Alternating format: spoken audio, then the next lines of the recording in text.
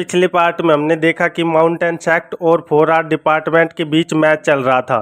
Match में दोनों department को एक एक पॉइंट मिल गया है। फिर वहां माउंटेन सेक्ट की ओर से एक बदबूदार डिसाइपल फाइट के लिए आता है, तो इंस्ट्रक्टर नी बताता है कि इस कल्टीवेशन मेथड को फिल्थी डाउ कहते हैं।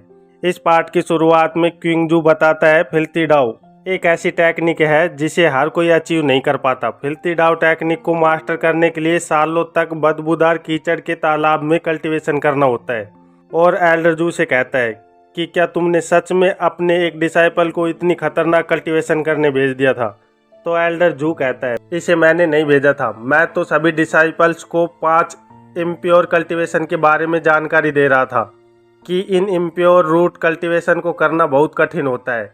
किसने सोचा था कि ये सच में 15 साल उस बदबूदार कीचड़ पिट में रहकर इस मेथड को कल्टीवेट कर लेगा। वैसे ये मेथड इम्प्योर जरूर हो सकता है, पर जब तक हम जीत रहे हैं इसके गलत होने से क्या फ़र्क पड़ता है। इधर बाई कहता है, इस मेथड के लिए कीचड़ में रहना पड़ता है, तो अगर हम इस पे पानी डालकर इसे नहला दे तो क्या इससे असर पड़ेगा? और पीछे हम देखते हैं कि रियो की भी तबीयत बिगड़ जाती है और वो भी उल्टियाँ कर रही होती है। और बाई जब ये पानी डालने की बात इंस्ट्रक्टर नी से पूछता है तो इंस्ट्रक्टर नी बताता है कि इससे थोड़ा फर्क तो पड़ेगा, पर यह ज़्यादा कारगर उपाय नहीं है, क्योंकि फिल्थी डाउ यूजर्स बिना अपनी जगह से हिले भी अपनी स्टेज के कल्टीवेटर को बड़ी आसानी से हरा सकते हैं। वैसे भी वो सालों से कीचड़ में खड़ा रहा है, तो पानी से कुछ ज़्यादा फर्क नहीं पड़ने वाला। ये सुनकर रियो कहती है, इसका मतलब सीनियर भी इस फाइट को नहीं जीत सकती।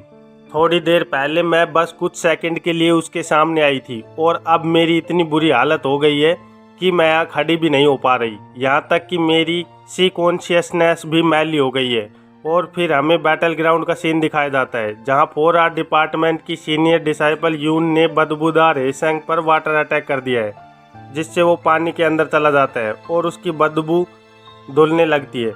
तो वो हंसते हुए कहता है, तुझे क्या लग रहा है कि तू मुझ पे पानी डालकर मेरी फिल्थी डाउ बदबू से बच पाएगी?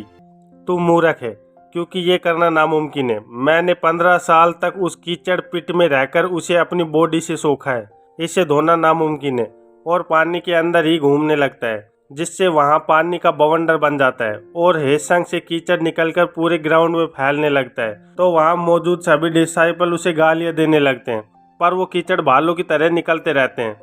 और कुछ कीचड़ यून के पास आने लगता है, तो यून सोचती है, अब मैं क्या करूं? इस पे तो मेरी वाटर बेस स्पेल का भी काम नहीं कर रही, इसे रोकने का कोई उपाय नहीं है क्या? और इधर जब कीचड़ एल्डर जू और क्विंगजू की ओर आता है तो वे एक प्रोटेक्शन शील्ड बनाकर बच जाते हैं। और क्विंगजू कहता है, ये क्या कर रहा है? एल्डर जल्दी कर और अपने डिसाइपल को रोक। एल्डर जू हेसंग को रोकते हुए कहता है, तू पागल हो गया है क्या? अभी तुरंत रुक जा, नहीं तो इस कीचड़ से हमें भी नुकसान हो सकता है। इधर हम बाई को देखते हैं जिसने कीचड़ से बचने के लिए गोल्डन शील्ड बना ली थी। तो 4R डिपार्टमेंट की मास्टर यूई कहती है, बाई इस मैच के लिए हम हार मान लेते हैं।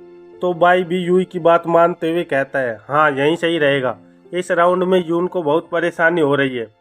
और सू को बोलता है, सू लियू अब तेरी बारी है।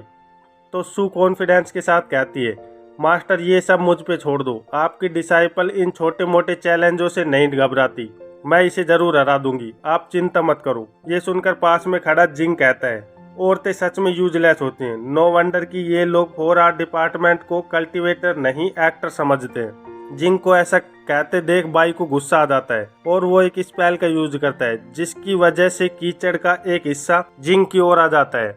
उसके सामने से शील्ड अचानक हट जाती है, तो वो कीचड़ सीधे जिंग के मुंह में चला जाता है। कीचड़ के मुंह में जाते ही जिंग का बुरा हाल हो जाता है और वो उल्टियाँ करने लगता है। तो बाई उसे कहता है, क्या हुआ?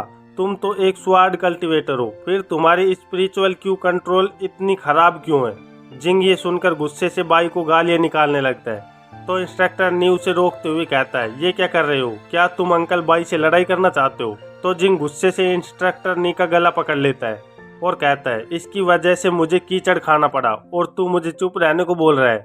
मन तो कर रहा है पहले तुझसे ही निपट लूं। तो इंस्ट्रक्टर नहीं कहता है, इसमें मेरी क्या गलती है? ये तो तुम्हारी किस्मत खराब है जो तुम्हें कीचड़ चखना पड़ा।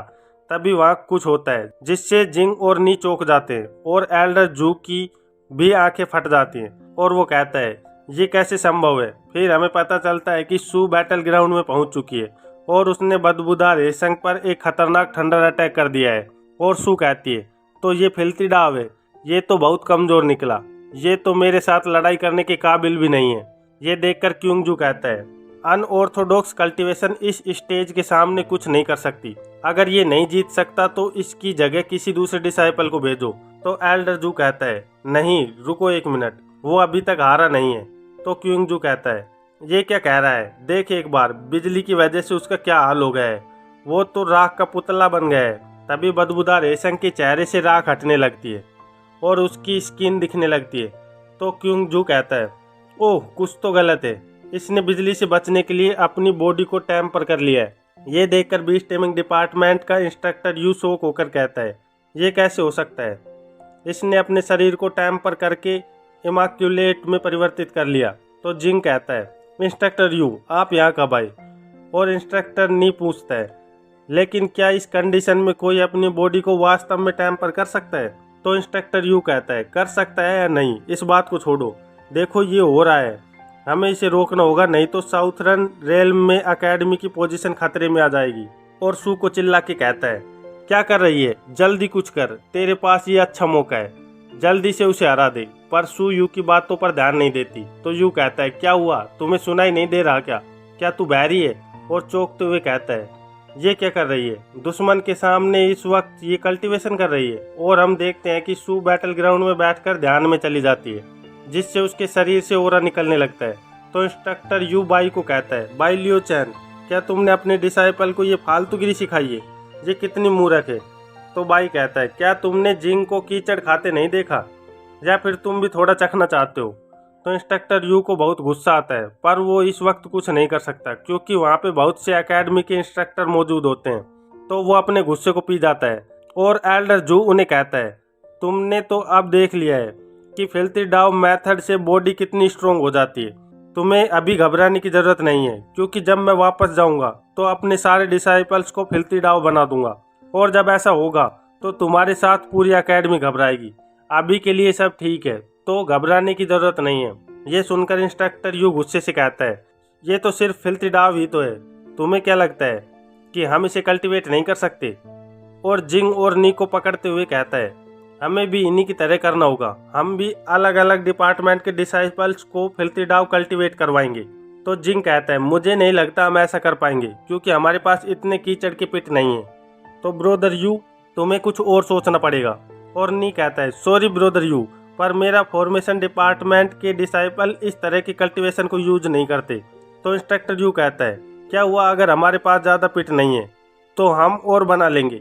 और इधर बाई यूई को समझाते हुए कहता है, सीनियर यूई आप चिंता मत करो, अगर सू बैटल के बीच में कल्टीवेशन कर रही है तो उसके पास ज़रूर इस बैटल को जीतने का कोई उपाय है।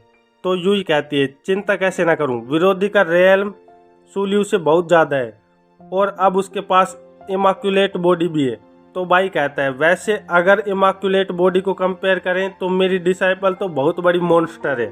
और हम सू के डेविल लुक को देखते हैं, जिसकी आंखों से भी ठंडक निकल रही होती है। फिर हम देखते हैं कि बदबूदार हेसंग अपने शरीर के ऊपर की परत को हटाकर अपनी एनर्जी रिलीज करता है। तो एनर्जी से वहाँ एक विस्फोट होता है और हेसंग कहता है, मैं हेसंग हूँ, मुझे कोई नहीं हरा सकता, क्योंकि फिल्थी डाव इटर्नल है। आज मैं तेरे जैसे कमज़ोर लोगों को बताऊंगा कि मैं हेसंग तुम सभी से ताकतवर हूँ। और इसी के साथ इस चैप्टर का अंत होता है। फिर मिलते हैं अगले चैप्टर में, तब तक के लिए बाय बाय।